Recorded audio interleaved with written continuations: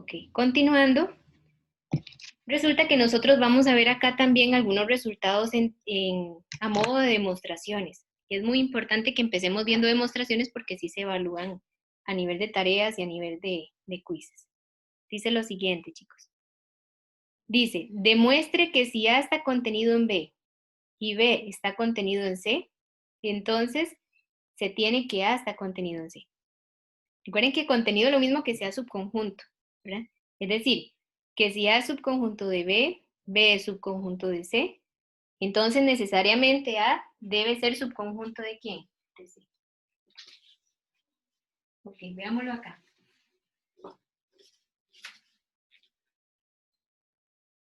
Bueno, vean que tiene mucha lógica, dice ahí. Demuestre que, vamos a decir que si A está contenido en B y al mismo tiempo B está contenido en C, necesariamente A debe estar contenido en C.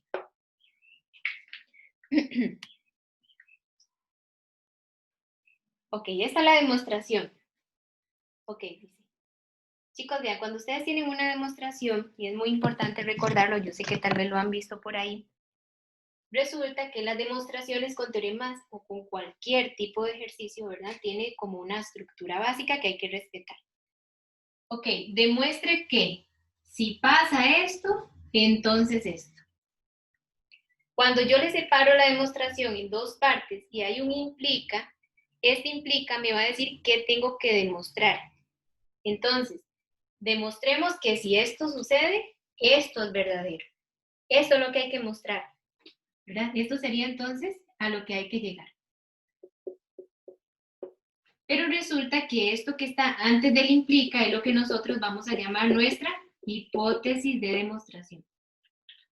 Ok, esa hipótesis es como un supuesto que se va a asumir como verdadero. Entonces, yo voy a asumir como verdadero que A está contenido en B y que B está contenido en C, me digan lo contrario. Es decir, siempre va a ser esto verdadero.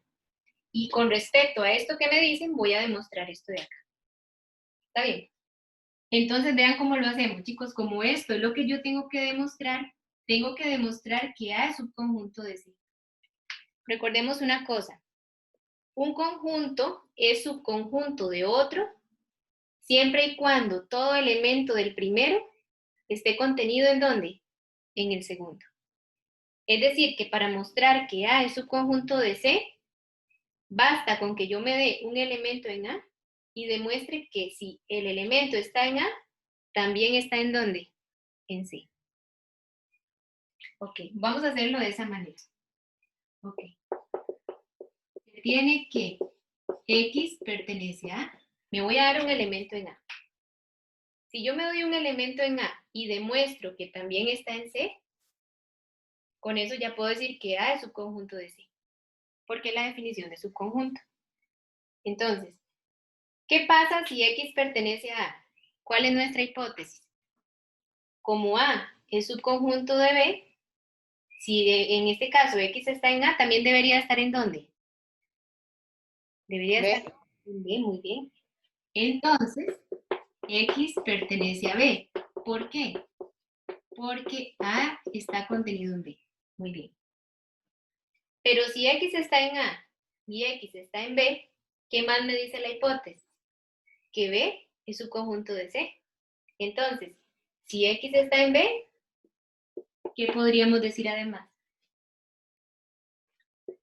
Que X pertenece a ¿dónde? A C.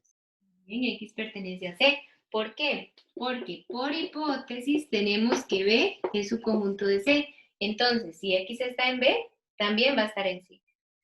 Y vean lo que hice. Salí que yo tengo un elemento que está en A y llegué a la conclusión que X está en C. Entonces, si yo me doy un elemento en A y demuestro que también está en C, ya podemos concluir, entonces podemos decirlo así, más bien a modo de conclusión. Por lo tanto, si X está en A y X está en C, A está contenido en C, que es la definición de subconjunto. Y esa es la demostración. Estos 3 puntitos es para concluir una demostración y estas 2 rayitas es como para decir que ahí terminó, ¿verdad? Ya como que está totalmente demostrado. Entonces, repito, voy de nuevo por aquello. Voy a ponerle pausa.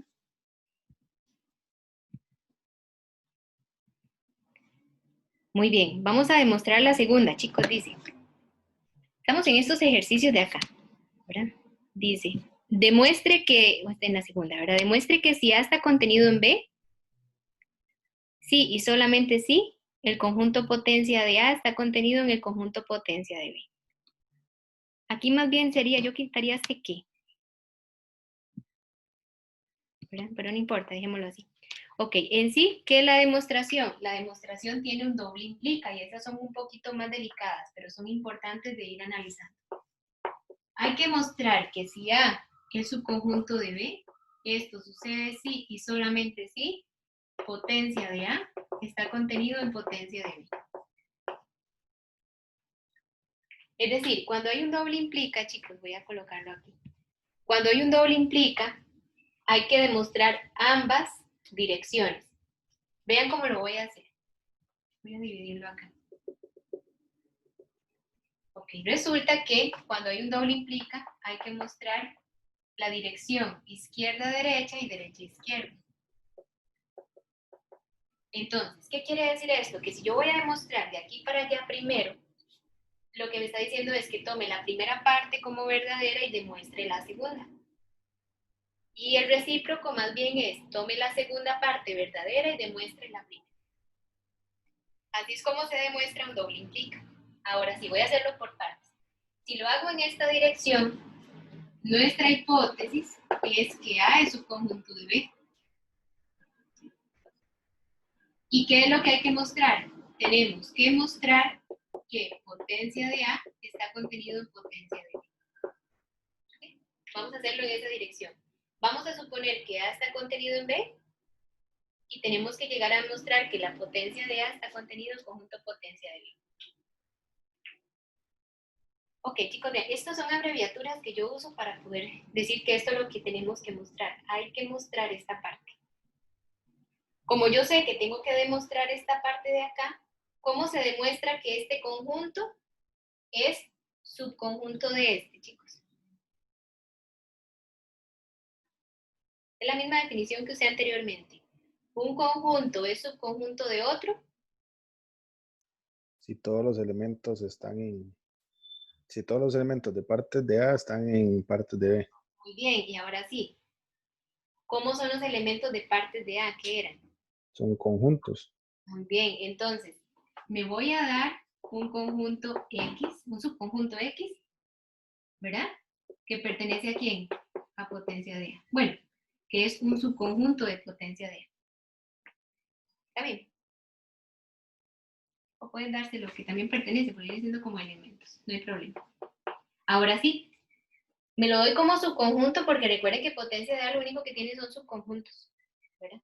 Entonces, me di el subconjunto X que pertenece a potencia de A. ¿Eso qué quiere decir, chicos? Que si pertenece a potencia de A, el elemento X, ¿dónde debería estar entonces? En A. En A. Y como A es subconjunto de B, porque esta es nuestra hipótesis, ¿qué tendría que pasar entonces? Si X está en A y A es subconjunto de B, X también debería estar ¿en dónde? En B, porque A es subconjunto de B. Y si yo digo que X pertenece a B, ¿qué podríamos decir entonces del conjunto, del subconjunto X?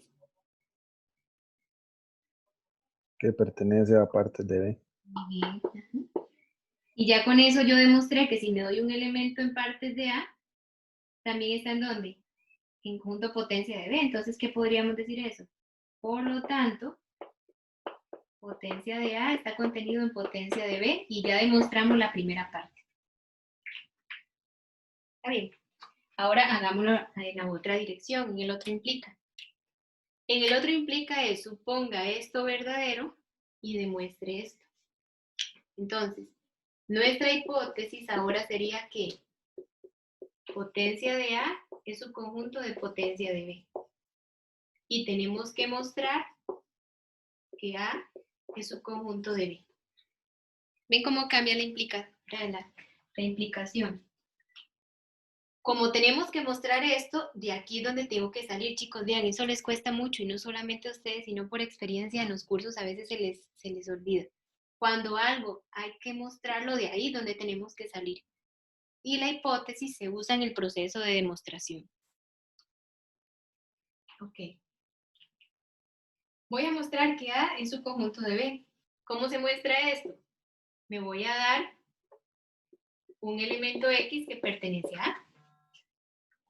Y si X pertenece a A, el subconjunto de X, ¿dónde va a estar?